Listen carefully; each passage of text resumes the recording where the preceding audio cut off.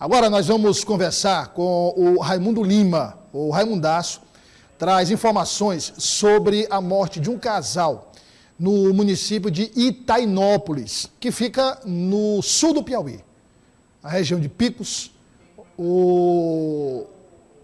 A mulher foi assassinada e o homem encontrado morto depois. Uma tragédia também que ocorreu lá em Itainópolis, mais um fim de relacionamento que termina com assassinato. Raimundo Lima, quando estiver pronto, avisa. Pronto, Raimundaço, já aqui na tela. E o Raimundo vai trazer agora essa história, vai contar essa história desta tragédia, Raimundo. Como nós dissemos aqui, mais uma vez, um relacionamento. Aquela história de não vai ser minha, não é de mais ninguém, não aceita um relacionamento com ninguém, só pode ver comigo. Ou simplesmente a pessoa até entende que o relacionamento não dá mais certo, mas tem aquele sentimento de posse, aquela posse. Não, pode até não ficar comigo, mas também não vou. Bom, o fato é que aconteceu isso, ela encontrada morta, Raimundo, e ele encontrado, ela foi assassinada e ele encontrado morto depois. Boa tarde, seja bem-vindo. Boa tarde, Douglas, boa tarde para a nossa audiência. Pois é, mais um caso no estado do Piauí, mais um caso de feminicídio que, com a morte aí do autor desse crime, se tem um efeito aí de uma tragédia no município lá de Itainópolis, ali na região região centro-sul do Piauí. Esse homem que já estava separado da mulher, mas, como você adiantou, não aceitava o fim do relacionamento e nesse fim de semana, nesse domingo, acabou tirando a vida da ex-esposa a golpes de faca. A tragédia aconteceu na zona rural do município de Itainópolis, a 366 quilômetros de Teresina. A dona de casa, identificada como Edileuza, foi morta a golpes de faca pelo ex-marido, o empresário Francisco Ribeiro. O autor do feminicídio foi encontrado enforcado em um matagal na zona rural da cidade. A zona rural de Itainópolis, né, comunidade chamada Barroso, infelizmente essa tragédia, que numa localidade pacata como essa, chama muita atenção. Ou se configurar uma tragédia familiar, né, eram companheiros, tá, já não conviviam, e o cônjuge vem a matar sua ex-esposa a golpes de faca, né? E posteriormente ele é encontrado tendo praticado suicídio. O casal estava separado, mas o autor do crime não aceitava o fim do relacionamento. Segundo a polícia militar, não havia registro de violência doméstica contra a mulher. A equipe foi atender o local, verificou que não havia registro de antecedentes em desfavor dele, e nenhum BO, nenhum boletim de ocorrência, nenhum chamamento acerca de episódios de violência doméstica anterior teria sido registrado por parte dela. Então, a gente lamenta, né? A gente entende que realmente as relações interpessoais dessa natureza ficam tanto quanto complicado para que as forças de segurança possam agir e impedir que uma tragédia dessa natureza aconteça. Os procedimentos de praxe foram realizados por parte das forças policiais, notadamente a Polícia Civil, que deverá concluir o inquérito, onde tudo estará devidamente formalizado, inclusive com oitiva de testemunhas, inserção nos autos dos exames periciais, tudo quanto necessário para que o nosso papel seja feito. Este é o primeiro caso de feminicídio de 2024 no Piauí.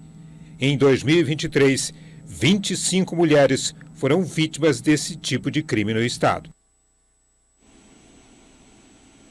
São números bastante expressivos desse mal que assola o estado do Piauí e, aliás, a todo o estado do Brasil. Infelizmente, esse é um problema que afeta a todo o país. Esse sentimento de posse dos companheiros em relação às mulheres que não aceitam o fim de relacionamentos e acabam provocando essas tragédias. A gente sempre diz que esse não é só um problema de segurança pública, é também um problema social, ou seja, preciso que seja feito um trabalho junto aos homens para que mudem essa mentalidade de posse em relação às suas companheiras ou ex-companheiras. Douglas.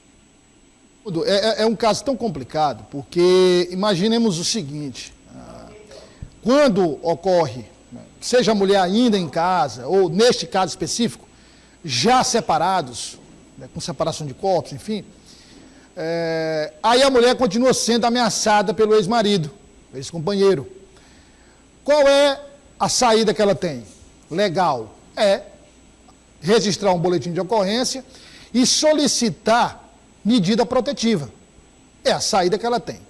Bom, mas são tantas medidas protetivas, são tantos casos, que fica impossível que a polícia acompanhe ou que a polícia ofereça, infelizmente, uma espécie de segurança individualizada para cada caso.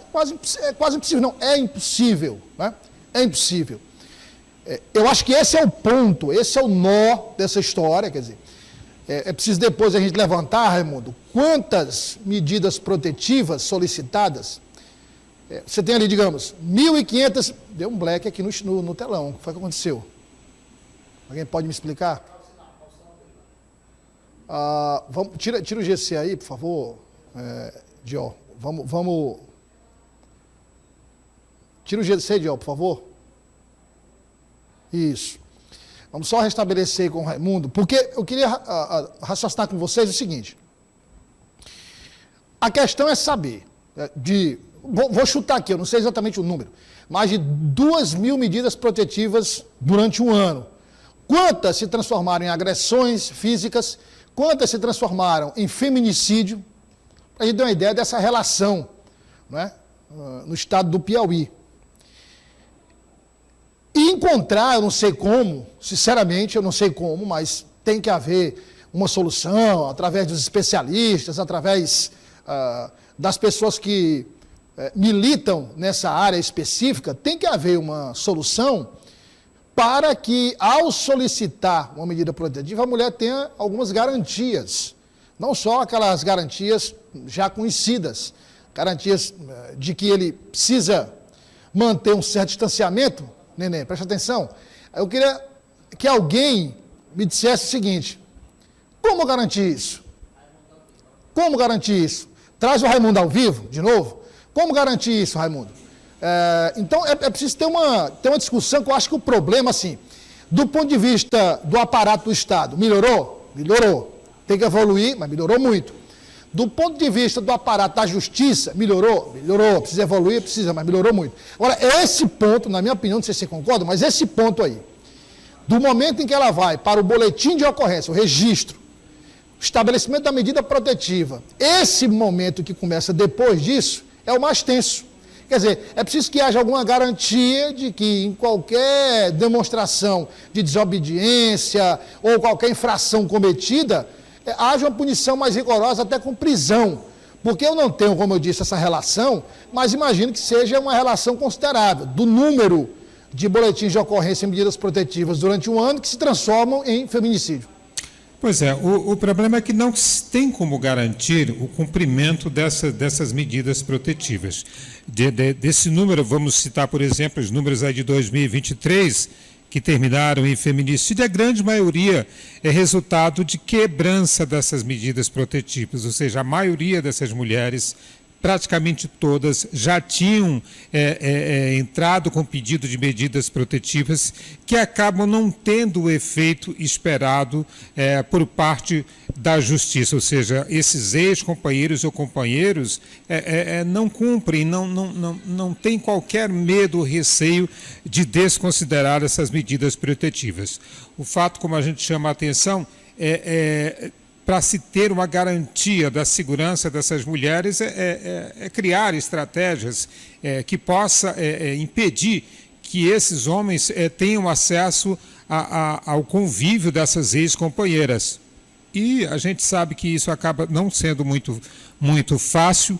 O que tem que ser feito mesmo, como já adiantei antes, é mudar a mentalidade desses homens. A gente sabe que é um trabalho demorado, vai ser um trabalho demorado, é bem complexo, porque é toda uma herança histórica de um país patriarcalista, onde sempre o homem teve um domínio sobre a relação familiar, e mudar isso assim de uma forma tão rápida, infelizmente, não é tão fácil.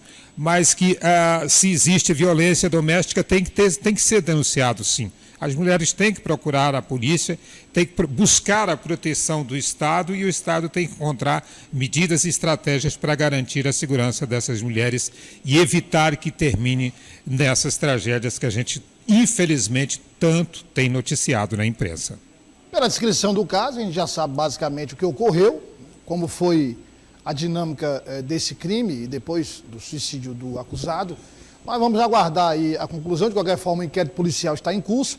Vamos aguardar a conclusão desse inquérito para a gente, enfim, consolidar o resultado com a versão oficial da polícia. Obrigado, Raimundo. Ok. Obrigado. Raimundo Lima trazendo mais informações sobre esse caso que ocorreu em Itainópolis.